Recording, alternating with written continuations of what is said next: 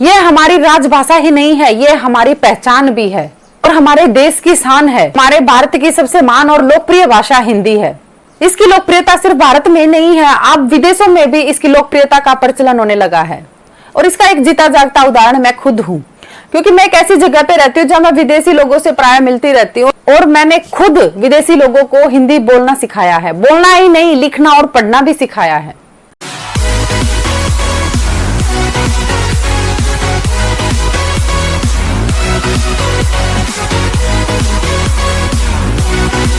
नमस्कार, मैं परवीन राजपूत आपके अपने चैनल दिल से जुबां तक में सभी को हिंदी दिवस की बहुत बहुत शुभकामनाएं।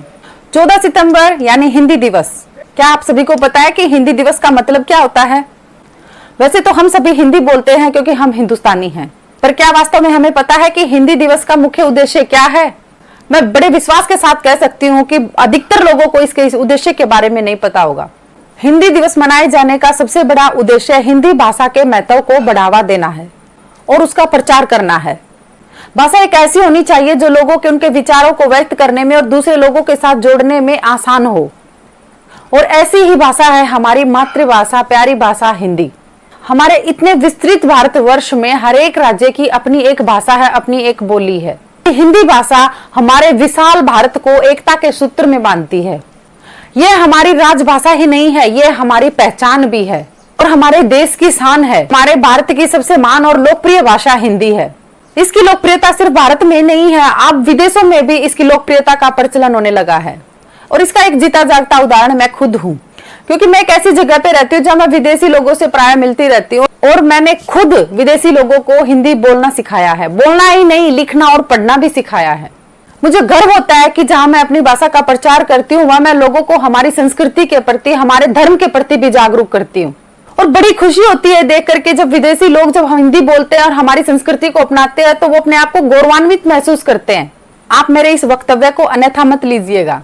आप लोगों के साथ इस बात को साझा करने का मेरा उद्देश्य बस यही था कि मैं ये बता सकूं कि जहां अंग्रेजी आज एक ब्रह्मांडीय भाषा बन चुकी है, वहां विदेशों में हमारी हिंदी की लोकप्रियता बढ़ रही है। विदेशी लोग बड़े प्यार और सम्मान के साथ हमारी हिंदी भाषा सीखना चाहते हैं और सीख रहे हैं। मेरी ऐसी बहुत सी दोस्त है जिनको मैंने हिंदी बोलना पढ़ना सिखाया और वो मेरे साथ अब जब बात करते हैं तो हिंदी में ही बात करते हैं। और हम तो फिर हिंदुस्तानी हैं, हिंदी हमारी भाषा है, तो हमें इसमें पीछे क्यों रहना चाहिए? हमारी इस भाषा में हमारी मिट्टी की महक है। यह हमारे देश की संस्कृति और उसके मूल्यों का प्रतिबिंब है। माना आज के आधुनिक युग में अंग्रेजी का अपना एक विशेष स्थान है और इस आधुनिक युग से जुड़ने के लिए अंग्रेजी को सीखना आवश्यक हो गया है।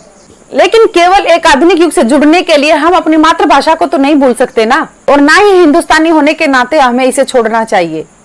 हिंदी भाषा को बढ़ावा देना हमारा कर्तव्य होना चाहिए। जहां मैं रहती हूँ वहां हिंदी को प्रथम स्थान प्राप्त नहीं है, लेकिन फिर भी मैं अपनी भाषा को कभी नहीं छोड़ती और बड़ी खुशी के साथ मैं अपनी भाषा बोलती हूँ। मेरे बच्चे मुझे कहते हैं कि मम्मा क्या आप ये जहाँ पर इंग्लिश टू इंग्लिश चलती है वहां पर आप हिंदी बोलते हो? हिंदी नहीं, हरियाणवी में शुरू हो जाते हो और लोगों को भी सिखाने बैठ जाते हो। तब मैं उनसे कहती हूँ कि मुझे कोई फर्क नहीं पड़ता, मैं एक हिंदुस्तानी हूँ और मेरी संस्कृति और मेरी भाषा पर मुझे गर्व है। मुझे हिंदी बोलने और हिंदुस्तानी होने पर गुरूर है।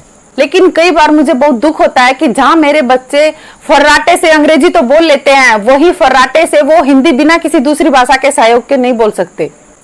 उस समय मैं उन्हें बताती हूँ कि एक हिंदुस्तानी होने के बाद अगर हमें अंग्रेजी नहीं आती तो इसमें कोई शर्म की बात नहीं है, और एक हिंदुस्तानी होने के नाते अगर हमें अच्छे से हिंदी बोलने नहीं आती तो इससे बड़ी शर्मनाक और कोई बात नहीं है। मैं अक्सर ऐसे भारतीय लोगों से मिलती हूँ कि जिनकी भाषा हिंदी होने के बाद भी वो अंग्रेजी में ही बात करते हैं, तो मैं उनसे कहती हूँ कि आप अंग्रेजी क्यों हिंदी में बात कीजिए ना, तो वो इसमें बड़ा गौरव महसूस करते हैं और कहते हैं कि माफ कीजिएगा मेरी हिंदी थोड़ा कमजोर है, और उन्हें ऐसा करने में जरा भी संकोच नहीं होता। और ऐसे लोगों से भी प्राय मिलती रहती हूँ कि जिनकी अंग्रेजी बहुत ही कमजोर होती है, लेकिन वो कभी ये नहीं कहते कि मेरी अंग्रेजी कमजोर है, क्योंकि वो समझते हैं कि अगर उन्होंने ऐसा किया ना तो लोग उन्हें अनपढ़ गंवार समझेंगे। इन दोनों चीजों में देखिए कितना अंतर है। बड़ा दुख होता है ये देख करके। महसूस कीजिएगा इस बात को कि हिंदी कमजोर है कहने में लोगों को बड़ा गौरव महसूस होता है और वही अंग्रेजी बोलने में मानता समझते हैं। हिंदी का मतलब हिंद में रहने वाले लोग होते हैं। हिंदी शब्द की उत्पत्ति सिंधु नदी से हुई है। आज का ईरान यानी पर्सिया के लोग जब भारत आते थे तो वो स का उच्चारण नहीं कर सकते थे और वो उसको है बोलते थे। उनके उच्चारण ने हमारे सिंधु को हिंदू बना दिया, और हिंदू से हिंद और हिंद से बना हिंदी। हमारी हिंदी का मूल संस्कृत भाषा होने के बाद भी हमारी हिंदी ने विदेशों से आने वाली कई सभ्यताओं में से बहुत सारे शब्द अपने अंदर स्वीकार कर लिए। माना जाता है कि 1000 ईस्वी के आसपास हमारी हिंदी भाषा की स्वतंत्र सत्ता स्थापित हो चुकी थी। यानी आज जो हम हिंदी बोल रहे हैं वो 1000 ईस्वी के आसपास विकसित हो चुकी थी। बहुत से ऐसे लोग होते हैं जो हिंदी बोलने में संकोच करते हैं और परहेज करते हैं हिंदी बोलने से। उनकी नजरों में हिंदी के मुकाबले अंग्रेजी भाषा ज्यादा समृद्ध है। तो उन लोगों को मैं ये बताना चाहती हूँ कि 2018 में ऑक्सफोर्ड इंग्लिश डिक्शनरी ने महिलाओं के सशक्तिकरण के लिए हमारे प्रचलित शब्द नारी शक्ति का चयन किया, और समय समय पर ऑक्सफोर्ड इंग्लिश डिक्शनरी हिंदी के शब्द यूं के यूं अपने शब्दकोश में समाहित कर रही है। जैसे चना, चना दाल, बेलपूरी, चूड़ीदार, ढाबा, अरे यार, आइए, धोती, कबाब, बासमती, चटनी, चीता, बंगला, बदमाश, दीदी, मसाला, पूरी, और भी न जाने कितने शब्द ऑक्सफोर्ड इंग्लिश डिक्शनरी ने अपने अंदर यूं के यूं शामिल कर लिए हैं। यही शब्द नहीं, बहुत ही सम्मान के साथ अंग्रेजी ने हमारे कई हिंदी शब्दों को अपनाया है। जैसे उनमें से एक शब्द है अवतार। अवतार शब्द पश्चिमी देशों के लिए बहुत ही पसंदीदा शब्द है। इस शब्द के ऊपर हॉलीवुड की बहुत ही सुपरहिट फिल्म भी बन चुकी है। हमारा हिंदी दिवस मनाने का उद्देश्य बस यही है कि हम अपनी हिंदी भाषा का सम्मान करें और दूसरे से भी हमारी हिंदी भाषा को सम्मान दिलाएं। पढ़ना है, पढ़ाना है, हिंदी को आगे बढ़ाना है। ये मैं अपना अनुभव बता रही हूँ कि जब हम कोई दूसरी भाषा बोलते हैं ना तो हमारी जीभ भी तड़पने लगती है अपनी भाषा बोलने के लिए, और जब हम अपनी हिंदी भाषा बोलते हैं ना तो बड़ा सुकून मिलता है हमारी जीवा को भी। लेकिन ये अनुभव आज की युवा पीढ़ी से बिल्कुल खत्म हो चुका है। मैं अपने बच्चों को ही देखती हूँ, हेडफोन लगा के अंग्रेजी गाने सुनते रहते हैं। अंग्रेजी पढ़ना, लिखना, सुनना ये सब सिंबल बन गया है उनका। और मुझे लगता है कि ये सिर्फ मेरे घर की नहीं, सभी युवाओं की यही हालत है। मैं समाज के ऐसे लोगों को पढ़ा लिखा नहीं मानती जो हमारे नमस्ते से ज्यादा हेलो बोलना पसंद करते हैं। आज लोगों की ये मानसिकता बन गई है कि अगर तुमने अंग्रेजी सीख ली तो नौकरी तो मिलेगी ही, साथ में सम्मान भी मिलेगा, और इससे तुम पढ़े लिखे कहलाओगे। मेरा मानना है कि आज अगर भाषाओं का वर्ल्ड वार हो तो हमारी हिंदी भाषा बगैर लड़े ही हार मान जाएगी, और ये कड़वा सत्य है। हिंदी से ज्यादा अगर हम अपनी प्रांतीय भाषाओं को महत्व दें तो वो समझ में आता है, लेकिन हम हिंदी से ज्यादा अंग्रेजी को महत्व दें, ये कुछ समझ में नहीं आता। आज हमारे देश की 44% आबादी हिंदी भाषी है, और उसमें से 30% लोगों को ही अंग्रेजी बोलना आता है, और इस 30% में ज्यादातर वो लोग हैं जो हिंदी भाषी हैं और हिंदी को अपनी मातृभाषा मानते हैं। लेकिन जब बात अंग्रेजी की आती है तो वो अपनी हिंदी को एक किनारे पर रख देते हैं।